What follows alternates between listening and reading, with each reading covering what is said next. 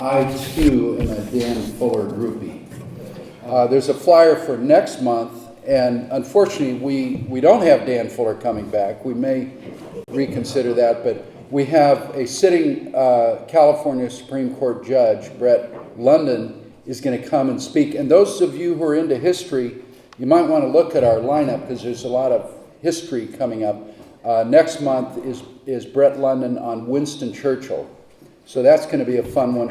You have another flyer which shows through the end of this year our upcoming speakers. I won't go through them, but you can look at them on the flyer. And we actually have book speakers out through most or half of next year as well. And we're focusing on a theme of great leaders in history. And just to add a little bit, if I possibly can, to the introduction you've already had, Dan Fuller graduated in history, got his bachelor's degree at UCLA, and then he graduated, as Mike Brown said, he did finish law school, by the way, and I'm trying to roast him a little bit to balance out all those great things you heard. He's been married for 37 years, has 6 children and 12 grandchildren. He is a true blue, through and through BYU fan. Don't hold that against him. He is a business litigation attorney, does a lot of employment and intellectual property law. I know this not only because I've been his partner in 2 different firms over the years, but my office is next door to his, and I hear him schooling his opposing counsel throughout the day. The thin walls, But he does a great job. Now, to give a little more human perspective, Dan and I share a couple of passions in common, not only the history and great leaders and so forth, but Dan and I like to eat. And Pamela can help us out on many occasions in that area, but Dan and I also like to eat desserts, and I was disappointed to see we didn't have any out today for Dan, but one time we were at a restaurant at a business lunch, and we actually, after downing 3 desserts, we decided that our wives and our mothers would not approve if we went for the 4th. We also do compete in speed eating, although we've been counseled against that as well. So I want to give you, he's a human being, people. He's a human being. But I do have to say, if there was ever a crisis regarding the United States Constitution, I would want this man to be sitting in whatever committee or group was trying to resolve those problems. He is a great speaker, a great student of history. He is brilliant, as was said, and I don't want to take up any more time, but I'll turn it over to Dan Fuller.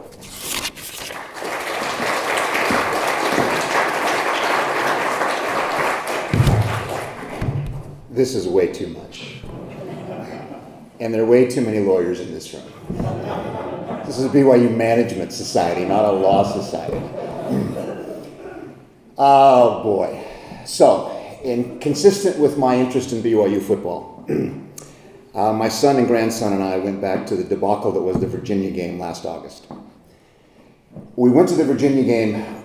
The thought was we'd kill 2 birds with one stone. We'll go to the game, and at the same time, we will see the sights. Neither my son nor my grandson had the opportunity to see the sights in Washington, so we were able to do a lot.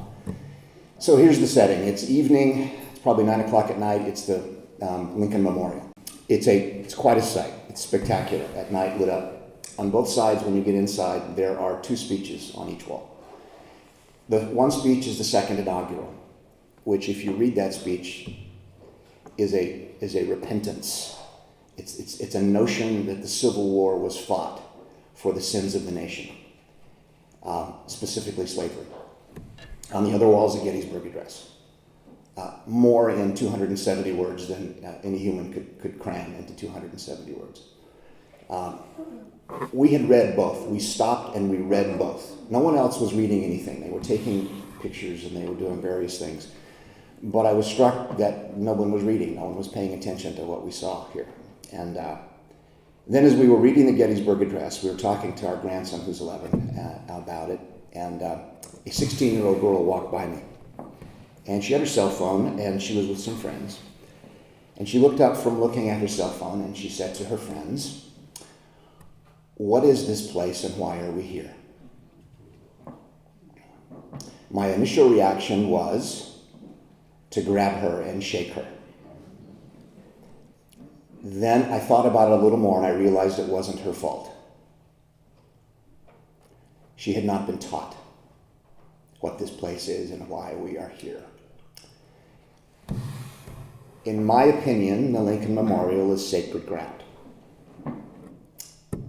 And it's disturbing, actually, to see the lackadaisical attitude, and there were a lot of people there. I didn't see reverence, I didn't see awe-inspiring thought, I didn't feel any sense of depth. It was just another place, another thing to check off your list. And that disturbed me, and it has, since I've thought about it a lot, and it has been my mission, at least to the extent that I can, to change perceptions and try to change, not the textbooks, because I think we're probably outnumbered on what our textbooks should say. But the fact of the matter is, old, dead, rich white men have contributed much to the history of the world and to the blessing that it is to have the United States of America. It begins with the French and Indian War. You may not realize that, but the French and Indian War lasted for several years and was very expensive. And the Crown spent a lot of money protecting the colonists. And when it was over, there was discussion in Parliament about how do we recoup this expense. And the brilliant idea was, we're going to first send out a proclamation. No one is going to be going past the Allegheny Mountains. It was a 1763 proclamation that says, do not get into enemy territory, meaning Indian territory, because if you do, we're going to have to come and we're going to have to rescue you, and that's more money. We don't want to do that, so you're not going to settle beyond the Alleghenies. Of course, that did not go over well with the colonists. And they violated it with impunity.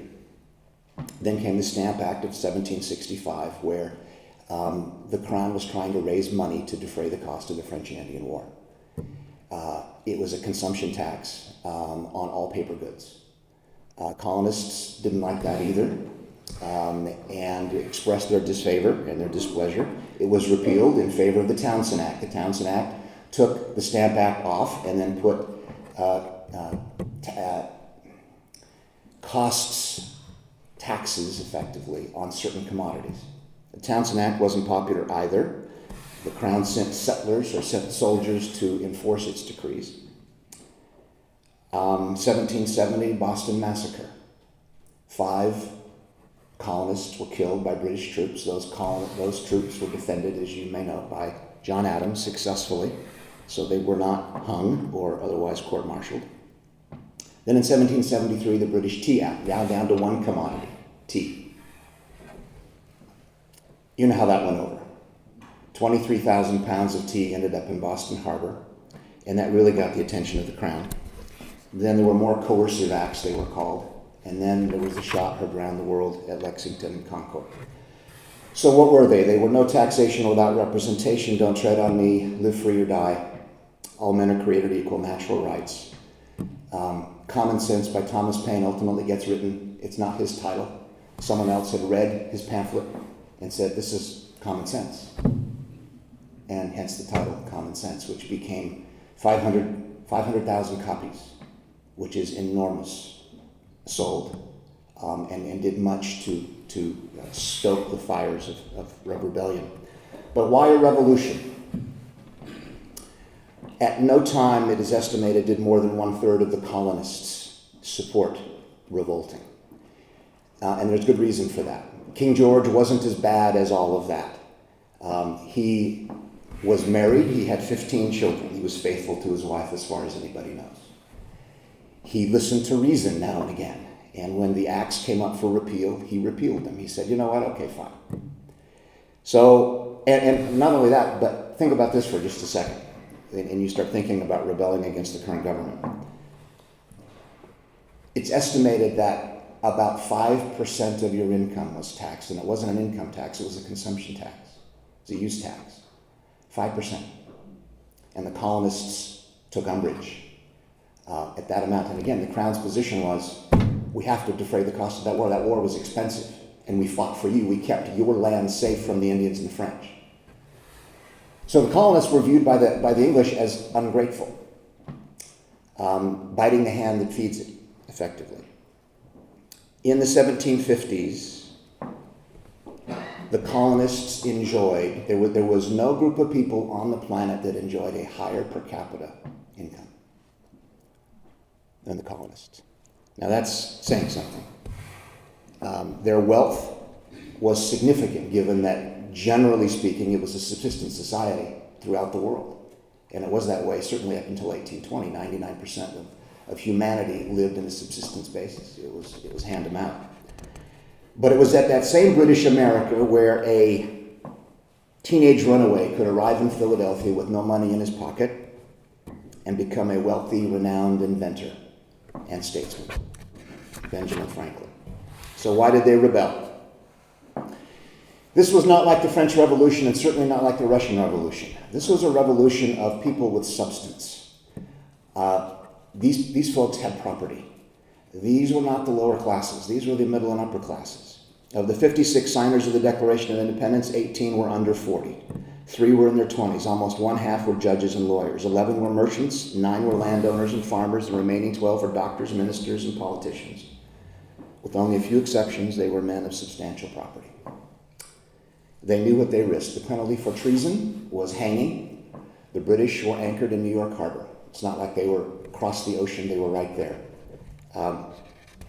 Yet they rebelled. Of the 56, 9 died of wounds or hardships during the war. 5 were captured and imprisoned, in each case with brutal treatment. Several lost wives, sons, or families. 1 lost all 13 children. All were at one time or another victims of manhunts and driven from their homes. 12 signers had their homes completely burned. 17 lost everything they owned. Yet not one defected or went back on his pledged word. They pledged, as you know, their sacred honor, their lives, everything they had. This is the scene as pictured by David McCullough, one of the great authors of various aspects of the Revolution. At 10 a.m., when the doors closed, John Hancock sounded the gavel. Richard Henry Lee's prior motion calling for independence was again read aloud. The Congress resolved itself into a committee of the whole and resumed consideration. Immediately, Representative John Dickinson, gaunt and deathly pale, stood to be heard. With marked earnestness, he marshaled all past arguments and reasoning against premature separation from Britain. Dickinson knew how unpopular he had become. He knew that by standing firm as a matter of principle, he was almost certainly ending his career. Quote, "My conduct this day, I expect, will give the finishing blow to my once great and now too diminished popularity. But thinking as I do on the subject of debate, silence would be guilt. To proceed now with the Declaration of Independence," he said, "would be to brave the storm in a skiff made of paper." Logically, he was correct. When he sat down, all was silent except for the rain. Been spattering on the windows. Nobody spoke. No one rose to answer him. Adams at last determined to speak.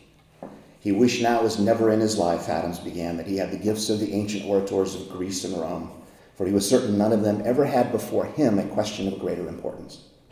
Outside, the wind picked up. The storm struck with thunder, lightning, pelting rain. He spoke on steadily, making the case for independence, as he had so often before. He was logical, positive, sensitive to the historic importance of the moment, and looking into the future saw a new nation, a new time, all much in the spirit of lines he had written in a recent letter to a friend.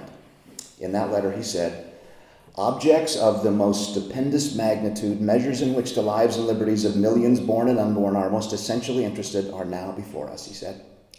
"We are in the very midst of revolution, the most complete, unexpected, and remarkable of any in the history of the world." No transcription was made, no notes were kept. There would only be Adams' own recollections, plus those of several others who would remember more the focus of Adams himself than anything he said. That it was the most powerful and important speech in the Congress since it first convened, and the greatest speech of Adams' life, there is no question. To Jefferson, Adams was not graceful nor eloquent, not remarkably fluent, but spoke, quote, with a power of thought and expression that moved us from our seats. Recalling the moment long afterward, Adams would say he had been carried out of himself, and the words he used, carried out in the Spirit. And of course, in the privacy of letters he wrote to his wife Abigail, and he wrote many of them, and we're grateful to have them. He mentioned the second day of July, because that's when it was agreed upon, would be the most memorable epoch in the history of America. I'm apt to believe that it will be celebrated by succeeding generations as the great anniversary festival. It ought to be commemorated as the day of deliverance by solemn acts of devotion to God Almighty. It ought to be solemnized with pomp and parade, with shows, games, sports, guns, bells, bonfires, and illuminations from one end of this continent to the other forevermore. Yet there was trouble brewing. Within 5 years, the fervor of independence had gone. The war had been won. In 1781, 1786, 5 years, nothing had happened. Washington's victory over the British, after that, the American people had lost their way. What freedom meant to Americans was, leave me alone, and I only need to be united as a state to the other states to ford off foreign threats. In a letter Washington wrote to Madison, November 5th, 1786, here's what he said. Let us look to our national character and to things beyond the present period. No morn ever dawned more favorably than ours did. No day was ever more clouded than the present. Wisdom and good examples are necessary at this time to rescue the political machine from the impending storm. Virginia now has an opportunity, I hope, to take the lead in promoting this great and arduous work. Without some alteration in our political creed, the superstructure we have been 7 years raising at the expense of so much blood and treasure must fall. We are fast verging to anarchy and confusion. Averaging about 30 years of age, 2 new players enter the scene. James Madison, Alexander Hamilton. They are opposites in every way. James Madison is short. Thanks to his wife, he has been immortalized as a short man. Dolly called him the great little Madison. He was about 5'5", which made him about 2 inches shorter than the average height for a man. He was pale complexion. He looked sickly all the time. People figured you're never going to survive.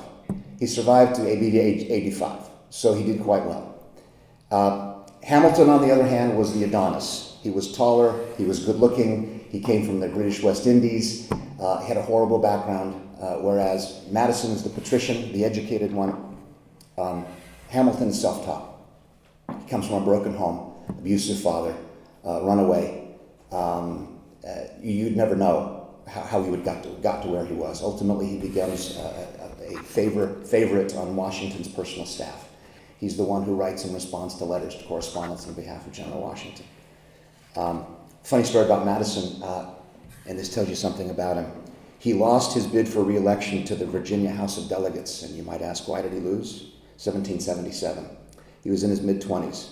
He refused to comply with the custom of setting up barrels of whiskey for the voters. Interesting. In 1781, the Articles of Confederation were extant. They didn't do much.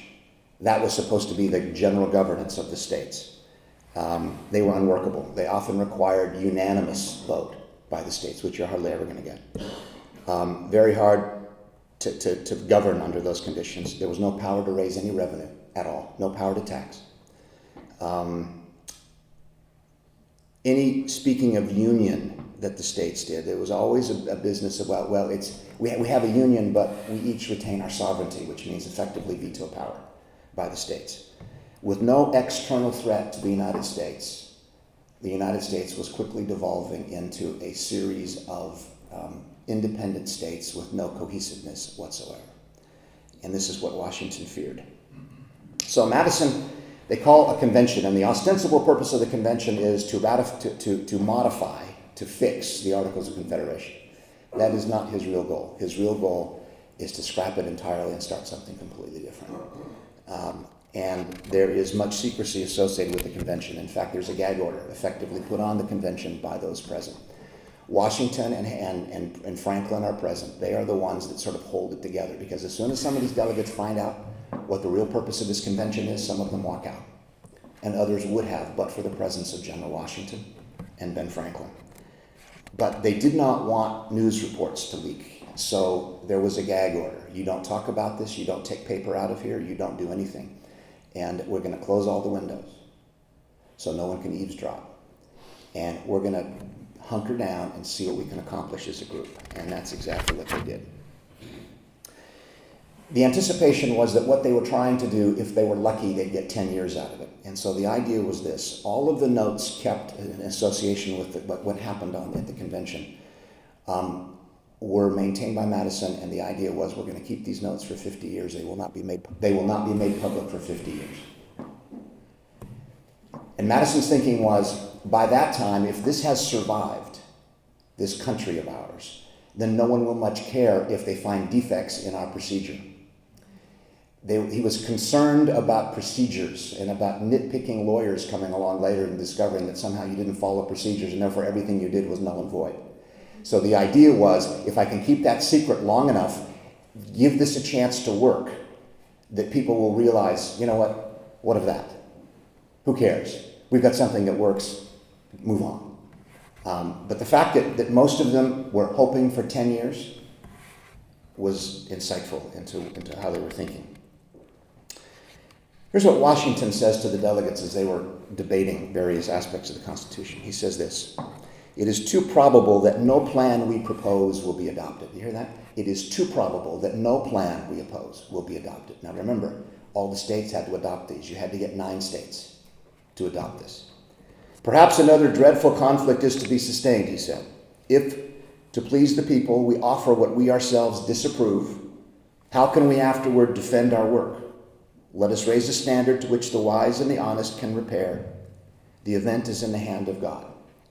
Translation: don't do the politically expedient thing. Do the right thing. Can't look at yourself in the mirror if there were mirrors. You have to be able to live with yourself. You have to be able to follow your conscience. You are here. You have a sacred trust. Now do your job. And if it turns out that it is not popular or it doesn't get ratified, oh well, at least you didn't water it down.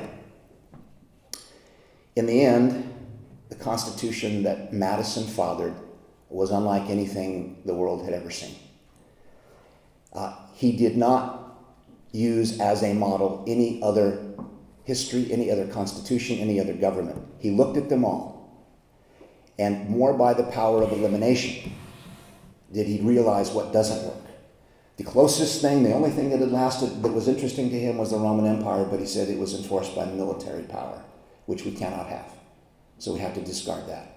So going through all of this history, deciding what would work and what would not work, that's how we came to it. Now, you would think with all of that the American Constitution would be a model. In the law library of the Library of Congress in Washington, there's a set of metal bookshelves about 10 feet wide, rising from floor to ceiling. These shelves are entirely devoted to the current constitutions of virtually every existing sovereign nation. Looking at dozens of constitutions of governments, both small and large, there's virtually nothing reminiscent of the American Constitution. And it was Madison's baby, largely. What made him different was, even though he was a patrician, even though he was educated, even though he had money, his concern was for the vote. His view was all should vote. Now, when I say all should vote, remember there are 2 exceptions to that. Women don't vote, slaves don't vote. We'll get to slavery in a second. That was new, because the notion was unless you held property, unless you owned property, you should not be voting. And the concern was you give the vote to everyone, you don't know what kind of rabble you're going to get. And Madison, that was his genius. He said this: "No common interest or passion will be likely to unite a majority of the whole number in an unjust pursuit." He trusted the people. In a large society, the people are broken into so many interests and parties that a common sentiment is less likely to be felt. Divide and conquer, the reprobated axiom of tyranny, is under certain qualifications the only policy by which a republic can be administered on just principles. Now, Alexander Hamilton looked at what had been done and he said, this is a collection of compromises. That's how he viewed a bundle, he said, bundle of compromises.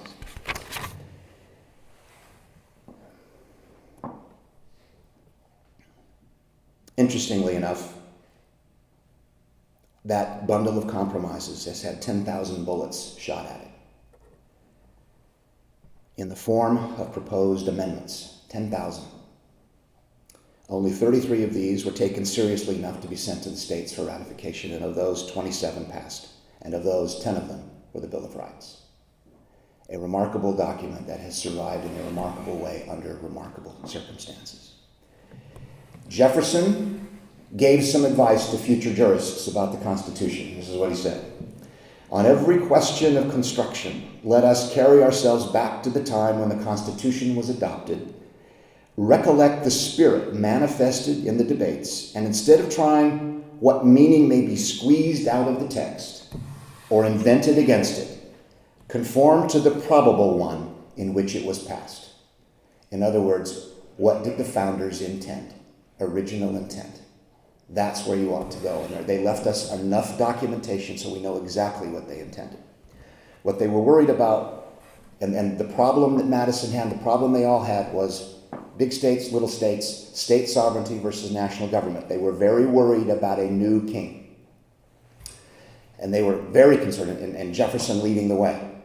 But Madison and Hamilton were focused on the issue. We have to have a national government. And it can be a limited government, but there's got to be a national government. So what you end up with are two sets of governments. A smaller government, a state government inside of a federal government.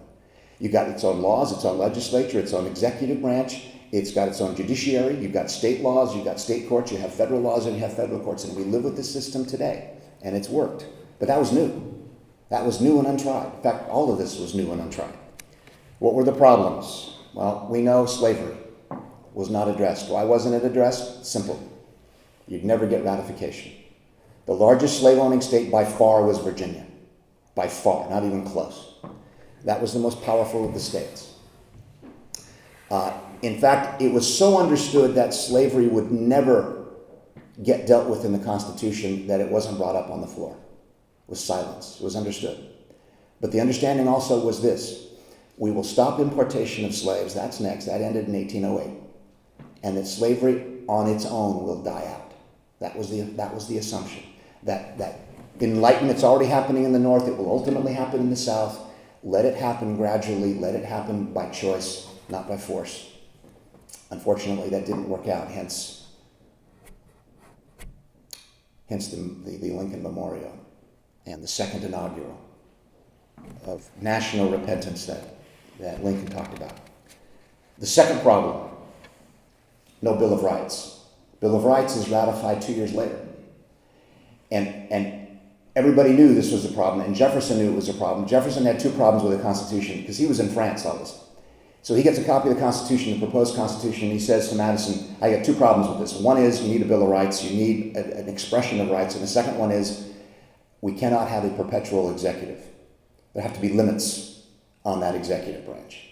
He was worried about a king, as they all were. Now, Hamilton's response and Madison's response to the no Bill of Rights notion was, first, they wanted to get past what they had. They were trying to get this done, and they were worried about passage. So we'll fix things later if we have to, but we've got to get passage, and there is no certainty that we're going to get this passed by the states. In fact, there was no certainty. It was a fight. But here was their intellectual response. Why declare that things shall not be done which there is no power to do? You will not infringe the right of free speech or of religion or establishment clause or the exercise clause or any of these things. There's no right. There's no expression of a right that the government can do that. So why do we say that you don't have the right? That was their argument. Why should it be said that the liberty of the press shall not be restrained when no power is given by which restrictions may be imposed? Now we look at that and say, oh, that was naive. And ultimately, Jefferson convinces them and says, listen, you've got to have it if for no other reason than to give the judiciary an opportunity to enforce laws. Give them something they can hang their hat on, not implied powers, but express powers. So that's what happens. Now, Jefferson was such an enemy to monarchy.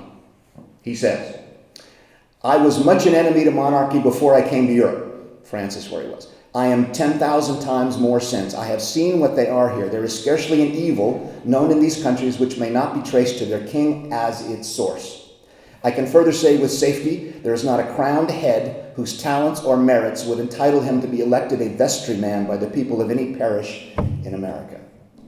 He had a very, very low opinion of monarchy. The British historian J.H. Plum said this about George III.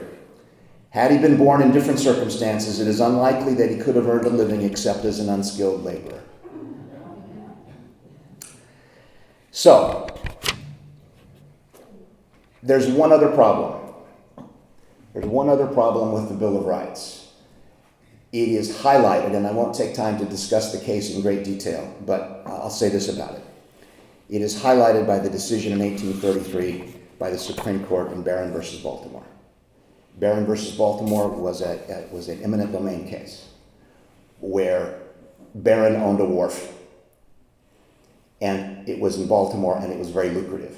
It was part of a partnership, and people were paid to anchor at the wharf, pay a lot of money, and there's not a whole lot of upkeep. You just hang out and you collect the money. Well, the city of Baltimore engaged in public works that diverted streams. They were going to make some roads and things, and they diverted the streams. The streams ended up dumping all the silt where the wharf was. So as the silt rises below, the wharf slowly goes away, and after a number of years, it's gone. Barron sues the city. You've cost me my property. He wins in the lower court. And then they take it up.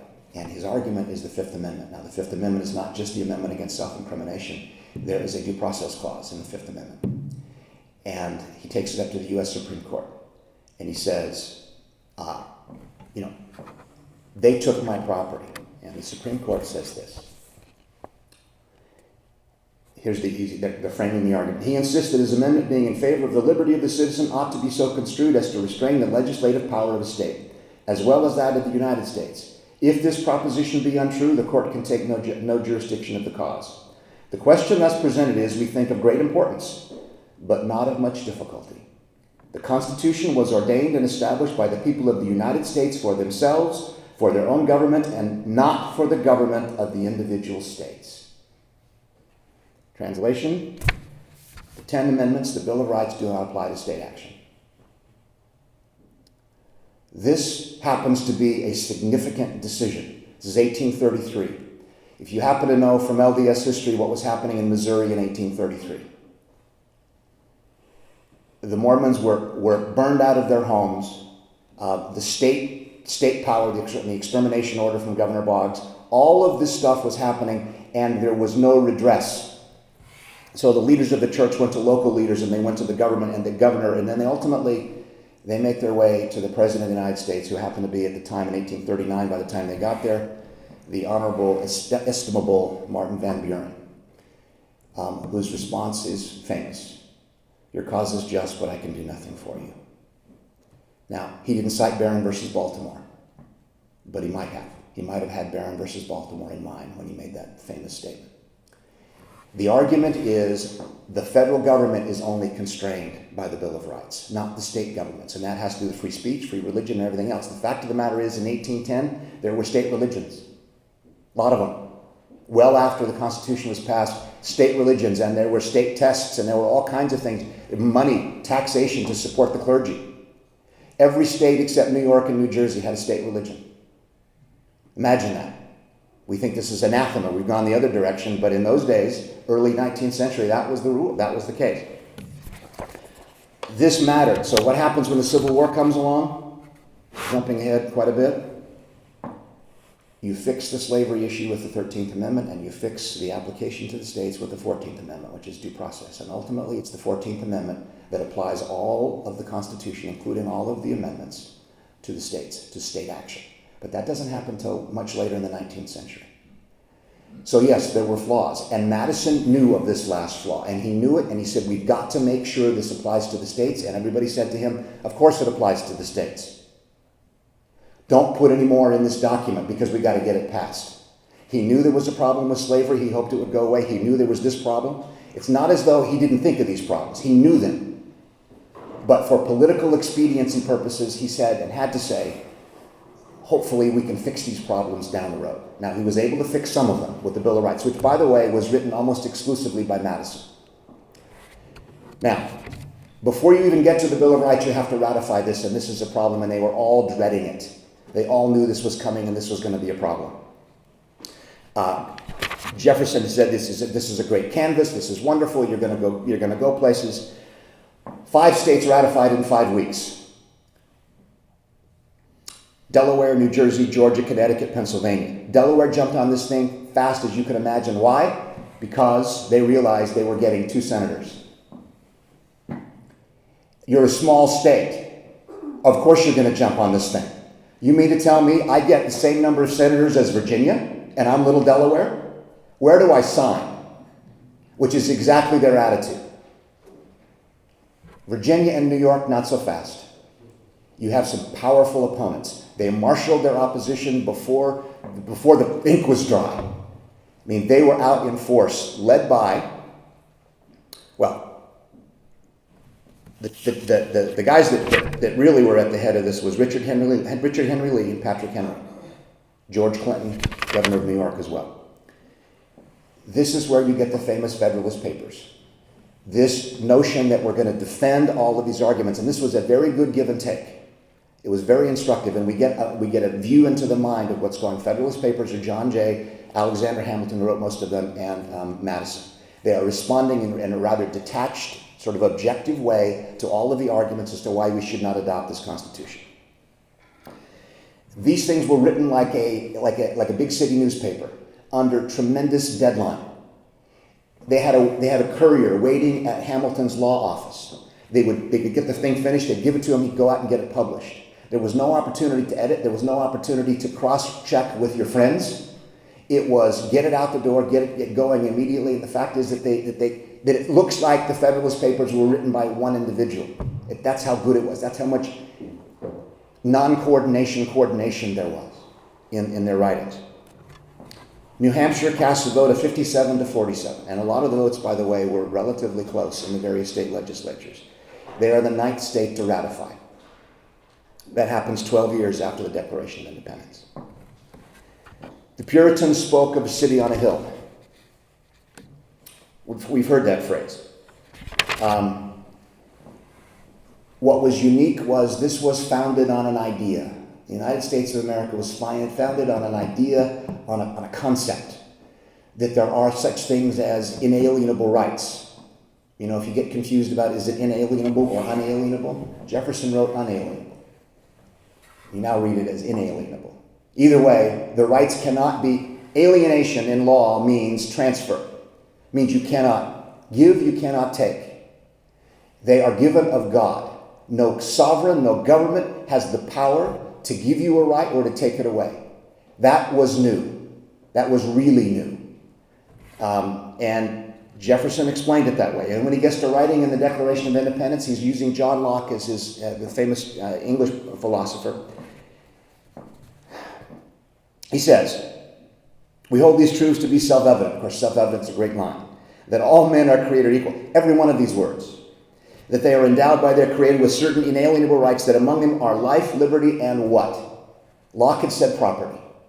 He changes property to the pursuit of happiness, which is this picture of the American dream, encapsulated in those 3 words. And it's Jefferson who was the pen. Adams was the voice.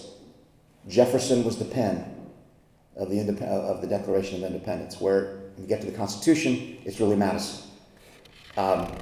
What does Jefferson say about this? He says, the last hope of human liberty in the world rests on us.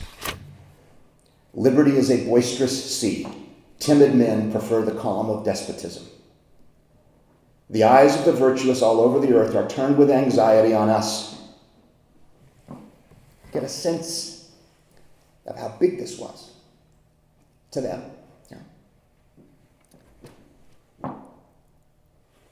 and that our falling into anarchy would decide forever the destinies of mankind and seal the political heresy that man is incapable of self-government. George Washington, the fate of unborn millions will now depend, under God, on the courage and conduct of this army.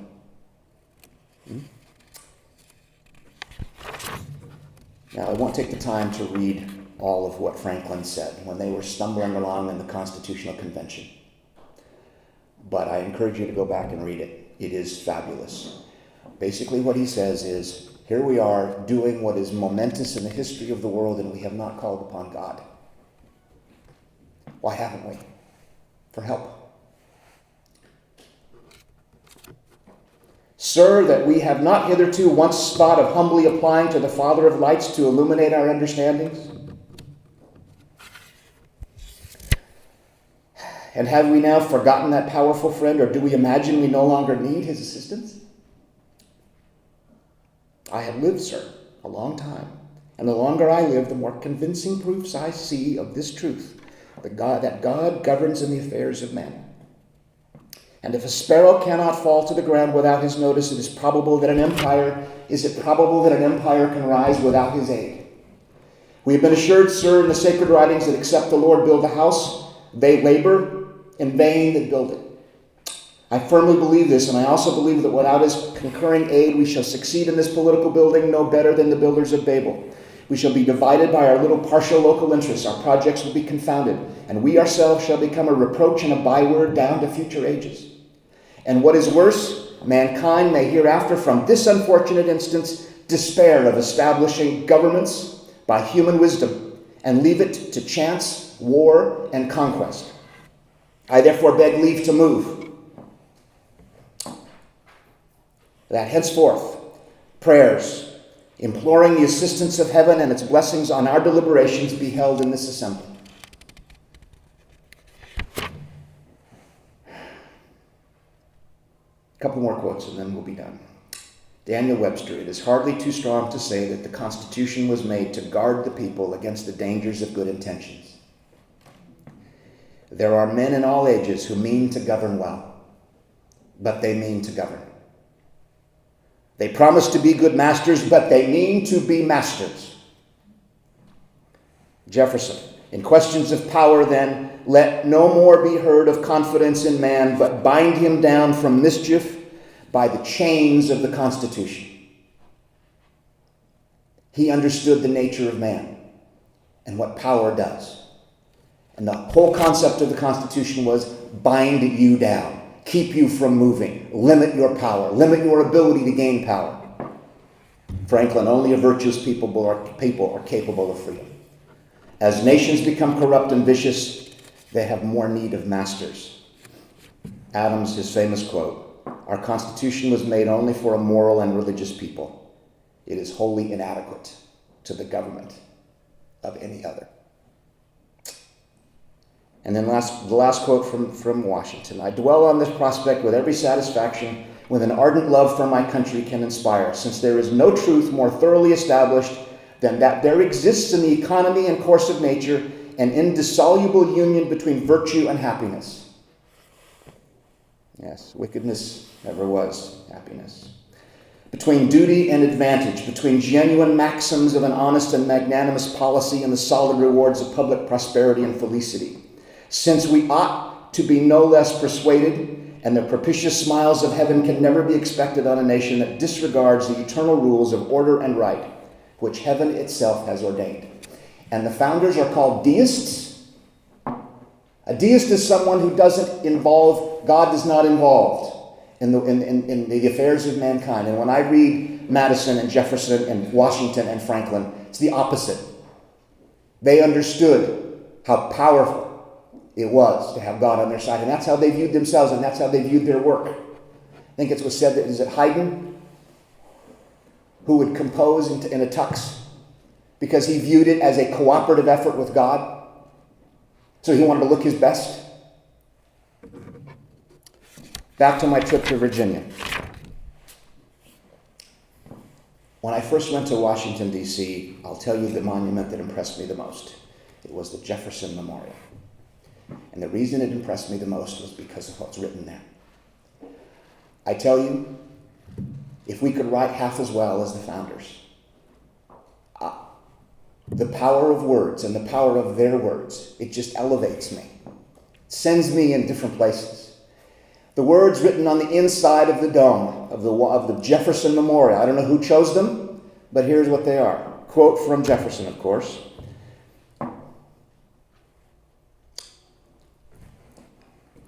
I have sworn upon the altar of God eternal hostility against every form of tyranny over the mind of man. That's it. When I read those words, it was a religious experience, more sacred ground. Now, you all may know the concluding story here, but here's the conclusion. Adams and Jefferson had a great falling out, you may know. They were enemies for many years. Benjamin Rush, a mutual friend, got them back together and started a correspondence between Adams and Jefferson. These letters have survived. Together with Abigail's letters, the letters are fabulous. They give you a great insight into the founders, into their thought process, into who they are. These two men became great friends again. They were the last of the prominent signers of the Declaration of Independence. And they died within hours of each other. Jefferson went first, and a few hours later, Adams died. They died on the 4th of July, 1826. If you do quick math in your head, you'll realize that was 50 years, the 50-year anniversary of the Declaration of Independence. If you were a skeptic, you would say, well, there's another coincidence. When I heard that and I learned about that, I thought, that's no coincidence. That is Noah's rainbow. That's a sign. And I wasn't alone, thankfully. I actually have a quote here from the then sitting President of the United States, who happened to be related to John Adams. It was his son, John Quincy Adams. The miraculous nature of Adams and Jefferson's twin deaths was a visible, he wrote this in his diary, was a visible and palpable mark of divine favor, for which I, President of the United States, would humble myself in grateful and silent adoration before the ruler of the universe. Close quote. These are the kind of men that we honor. There are hundreds of books written about them. It is a pleasure and a joy to read them and to learn of them. But more importantly, it's to teach our children about them. It's to teach the rising generation about where we come from and who we are as a country. We are the city on a hill. We are. We have to act like it. And we haven't been in many cases. But that's our heritage. This is what was bequeathed to us. And it's not idle chatter. This is elevating, and it's ennobling. Thanks for having me.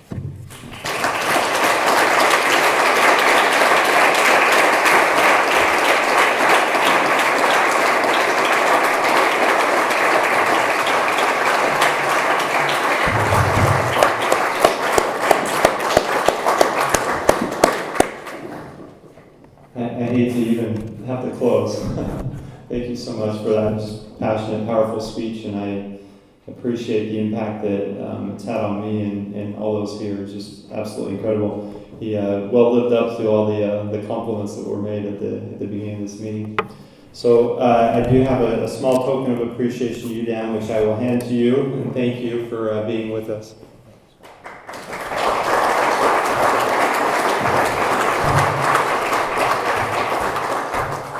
I hope to each of you a great day. I hope that you ponder some of the things that we've heard today, and that we find ways to pass this legacy on through our own families, through those we associate with. And I think and great that we have opportunity to do it right here in the society. It's just an incredibly powerful thing that we're a part of. So thank you. Have a great day, and I hope to see you again on July 9th.